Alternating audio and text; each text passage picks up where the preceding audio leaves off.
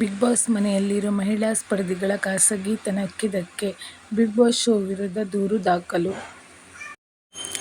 ಕನ್ನಡದ Bigg Boss reality show Bigg Boss season 11 ಭಾನುವಾರ grand ಆಗಿ ಓಪನಿಂಗ್ ಕಂಡಿದೆ. ಹೊಸ ಅಧ್ಯಾಯದೊಂದಿಗೆ ಶುರುವಾದ ಬಿಗ್ ಬಾಸ್ಗೆ ಕಂಟಕವೊಂದು ಎದುರಾಗಿದೆ. ಹೌದು, ಮೊನ್ನೆಯಷ್ಟೇ ಬಹಳ ಅದ್ದೂರಿಯಾಗಿ ಬಿಗ್ ಬಾಸ್ ಸೀಸನ್ 11 ಓಪನಿಂಗ್ ಪಡೆದುಕೊಂಡಿತ್ತು. ಒಟ್ಟು 17 ಸ್ಪರ್ಧಿಗಳು ಬಿಗ್ ಬಾಸ್ ಮನೆಗೆ ಗ್ರ್ಯಾಂಡ್ ಆಗಿ ಎಂಟ್ರಿ ಕೊಟ್ಟಿದ್ದಾರೆ. ಅದರಲ್ಲೂ ಹೊಸ ಅಧ್ಯಾಯದೊಂದಿಗೆ ಶುರುವಾದ ಈ ಶೋನಲ್ಲಿ ಸ್ವರ್ಗ ಹಾಗೂ ನರಕ ಎಂಬ ಎರಡು ಕಾನ್ಸೆಪ್ಟ್ ಇಟ್ಟುಕೊಂಡಿದೆ. ಆದರೆ ಶುರುವಾಗಿ ಒಂದೇ ವಾರಕ್ಕೆ ಬಿಗ್ ಬಾಸ್ ಶೋ ವಿರುದ್ಧ ವಕೀಲೆಯೊಬ್ಬರು ದೂರು ದಾಖಲಿಸಿದ್ದಾರೆ. ರಾಜ್ಯ ಮಹಿಳಾ ಆಯೋಗಕ್ಕೆ ವಕೀಲೆ ದೂರು ಕೊಟ್ಟಿದ್ದಾರೆ.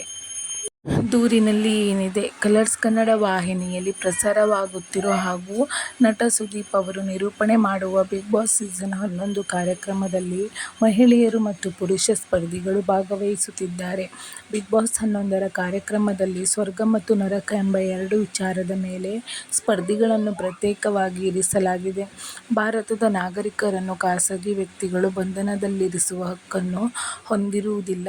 ಪ್ರಸ್ತುತ ಪ್ರಸಾರವಾಗುತ್ತಿರುವ ಈ ಕಾರ್ಯಕ್ರಮದಲ್ಲಿ ಪುರುಷ ಮತ್ತು ಮಹಿಳೆಯರನ್ನು ಒಂದು ಜೈಲಿನ ರೂಪದಲ್ಲಿರುವ ಬಂದಿಖಾನೆಯಂತಹ ಕೊಠಡಿಯಲ್ಲಿ ನೂರಾರು ಕ್ಯಾಮೆರಾಗಳಲ್ಲಿ ರೆಕಾರ್ಡ್ ಆಗುವಂತೆ ಅಕ್ರಮ ಬಂಧನದಲ್ಲಿ ಇರಿಸಲಾಗಿದೆ. ಆ ಸ್ಪರ್ಧಿಗಳಿಗೆ ಕೇವಲ ಗಂಜಿಯನ್ನು ಆಹಾರವಾಗಿ ನೀಡಲಾಗುತ್ತಿರುವುದು.